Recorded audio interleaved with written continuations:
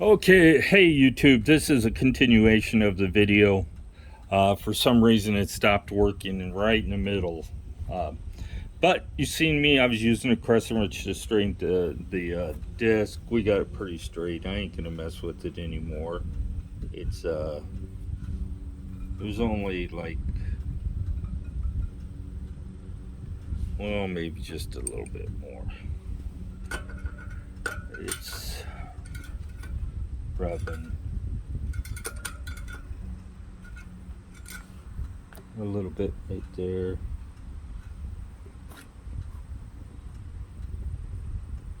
And a little bit right there.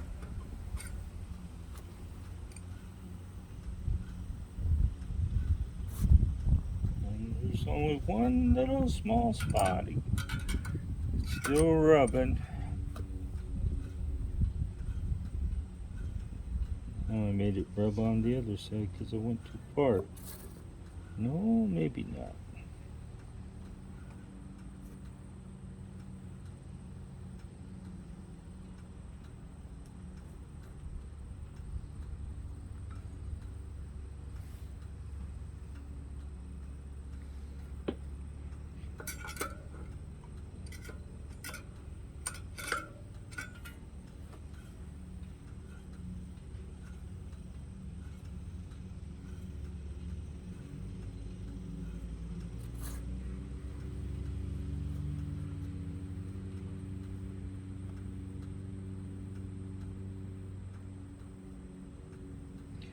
Yeah, this is a tedious process. Uh, and you overdo it, and then you end up just keep correcting what you overdid. So, we're going to leave it there. So now that we got the rotor where we want it, the brakes are adjusted so that your lever starts braking halfway through the pull, and the back brake, the rotor should be centered between the pads pretty much, so that when the front pad moves into the rotor, it doesn't push the rotor too far to the right, to the left I mean, because if it deflects too much, then you're going to have problems with bending the rotor when you're braking. So I don't know that I can show you how close the rotors is, because it's the way, if you can see down in there, it's pretty stinking close. So the next thing is, if you have to center the rotor, you have these screws right here you can adjust. You can't even see. These screws right here, they're 5mm, and you can loosen these up. I'll just loosen one up. They're not real tight. They have Loctite on them, so you don't have to worry about them being over tightened. And I'm gonna look and see. Now I can grab the brake lever and squeeze the brake lever and recenter that, and then you hold it, the brake lever. I'm holding the brake lever, and wow, I'm going to tighten this up.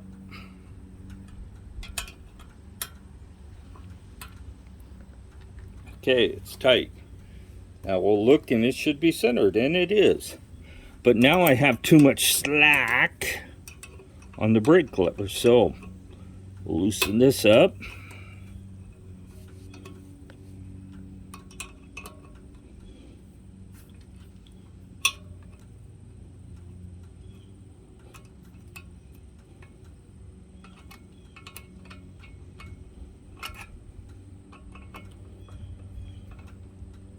And tightened it up quite a bit. Snug it up a little bit.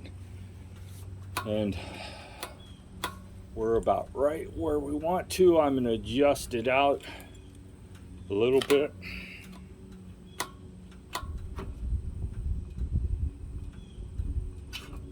And no brake rub. And that's how we adjust that.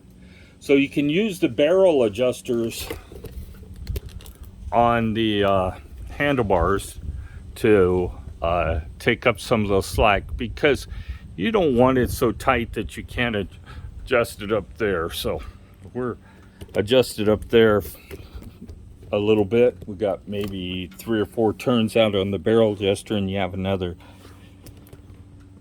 adjuster right here you can turn out a little bit too if you want to, and then you have a screw nut to lock it down there.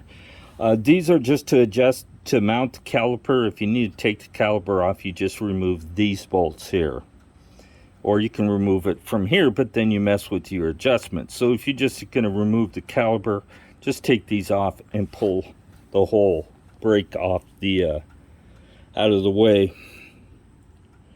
There's a screw.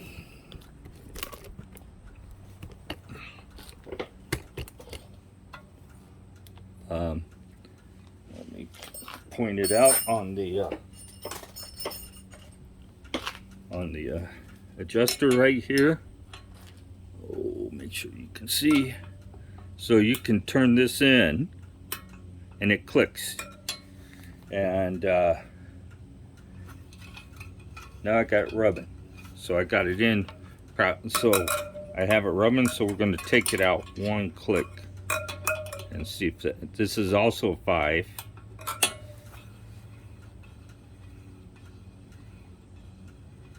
And still rubbing a little bit, so we'll take it out one more click, and that will put it right back where I had it. The inside pad, this is the only movement for the inside pad,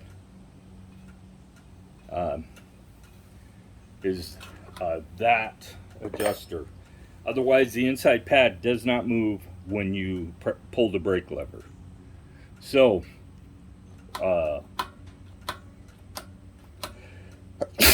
excuse me.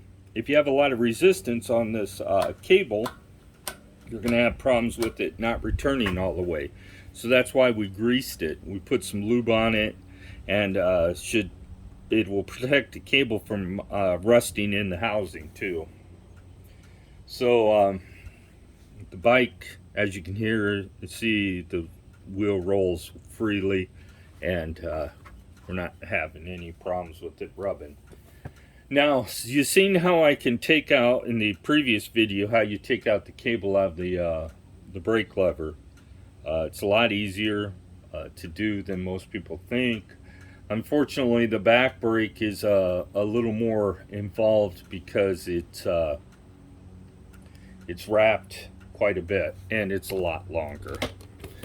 So on a typical bike, you would not have a cable that long. You would have open spots where the cable, all you would see is the metal cable on the inside. They do that to cut down on resistance, but in this case, because it's a folding bike, they need to have that cable housing all the way to the back. And it's the same deal. As you can see, I have my barrel adjuster in quite a bit on this one, so we're going to turn it back in, and I think we'll go ahead and do an adjustment. See, now my brake lever almost touches that, and we don't want that. So let's go back here and do a quick adjustment on this back brake.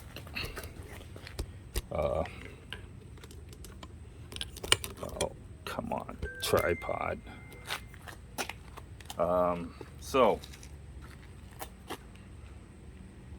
we're going to loosen this up and move this out of the way a little bit and move it forward a little bit and tighten it down. Now, it's a little harder to tell if your brake's rubbing in the back because you have the resistance of the motor too.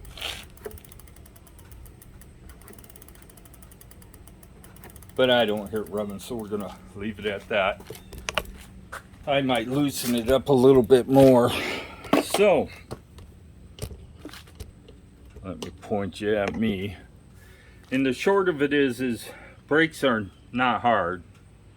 As you've seen in the video, I used a 5mm, and what I used to adjust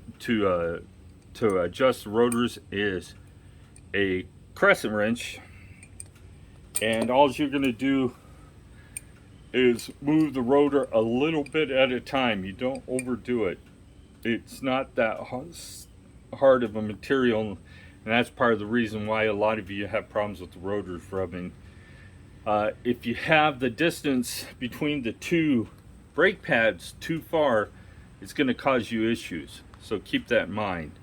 You're going to push the rotor over to touch the inside pad, and sooner or later you're going to bend it over that way because you're applying force and heat to the rotor, so it will cause it to warp. I'm going to tell you, after you do that, you may want to run your sandpaper because you might ding up. Let me punch it down here.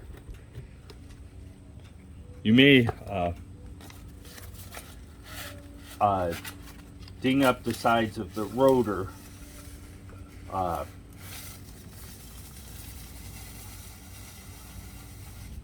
The sides of the rotor from just the jaws of the crescent wrench.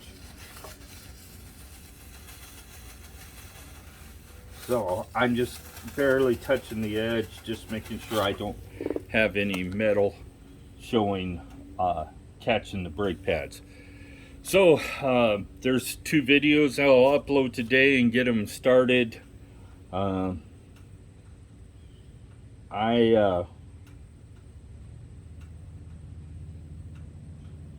will hopefully will answer some of your questions, and you can see what I was doing.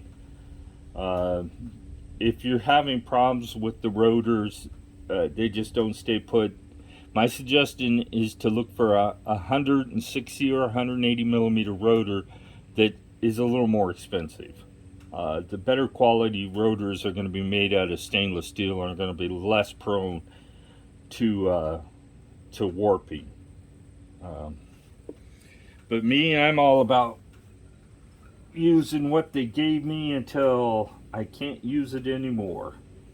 So it's that simple.